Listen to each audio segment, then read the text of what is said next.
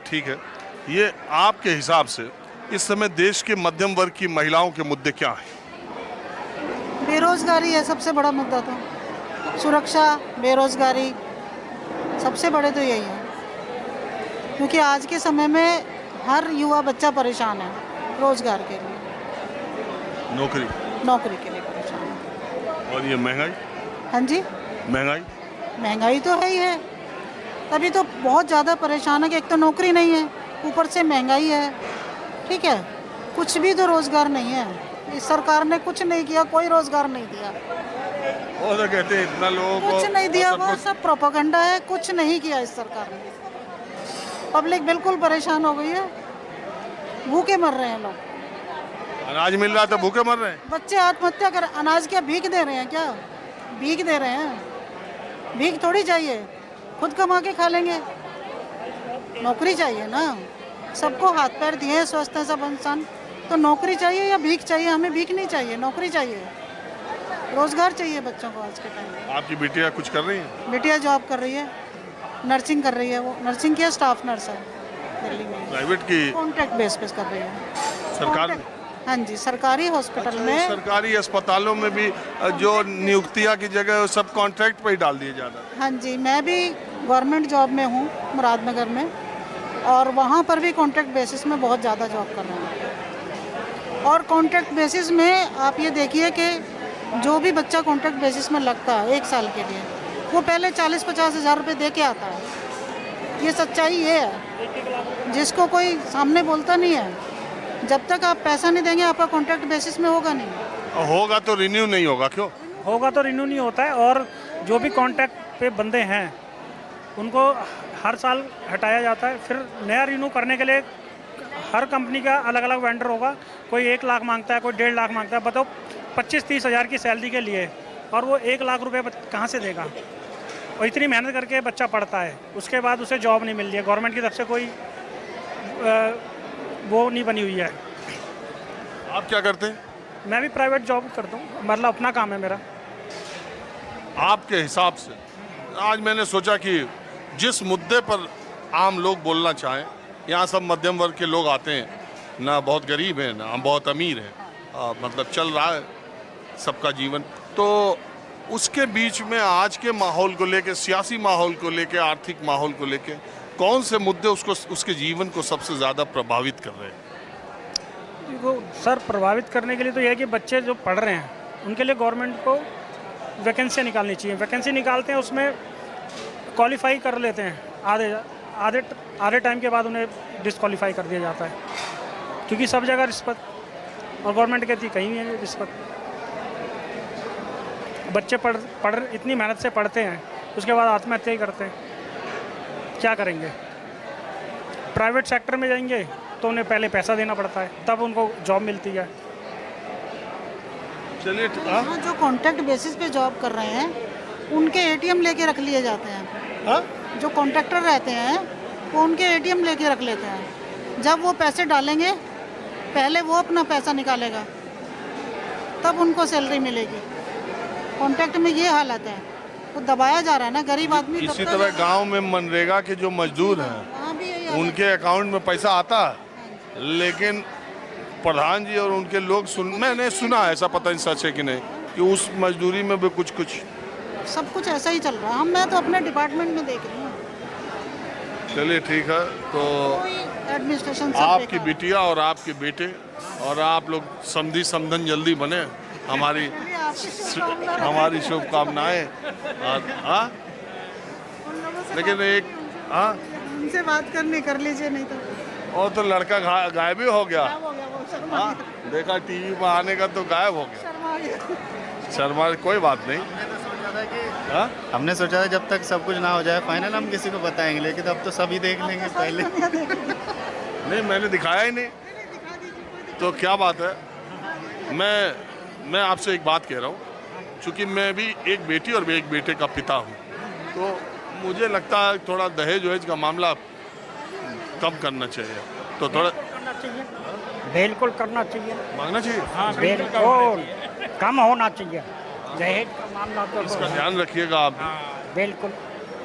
ये बहुत जरूरी है। बिल्कुल जरूरी है जी।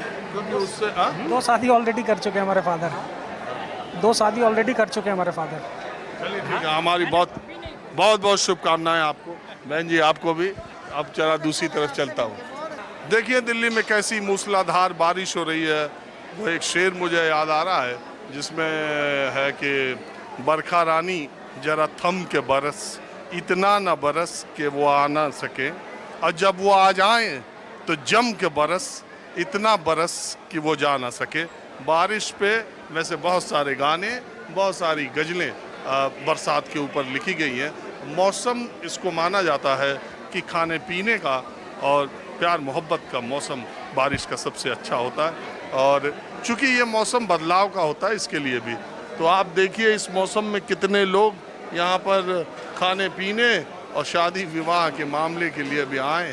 तो मैं कुछ लोगों से और मैंने जैसे आपको कहा, मैं प्रयोग करते रहता हूँ। आज यही प्रयोग है कि मेरा कोई मुद्दा ही नहीं है जिस पर माहौल क्या है करूँ। एक सवाल या एक मुद्दे पर लोगों की राय लेने की बजाय लोगों के मुद्दे क्या है, लोगों की परेशानियाँ क्या है, लोगों के मुद्दे क्या है, इस पर चर्चा करते हैं। आपका क्या नाम है? सर मेरा नाम दीपांशु है। आप क्या करते हैं? सर मेरा बिजनेस है। वो तो देख के ही लग रहा।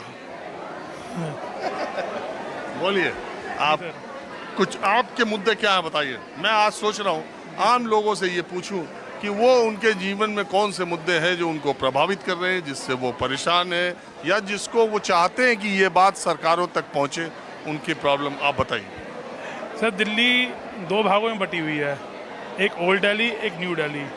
न्यू दिल्ली जो है फुली डेवलप्ड है, एनरोचमेंट फ्री है, लेकिन ओल्ड दिल्ली जो है बहुत बुरा हाल है।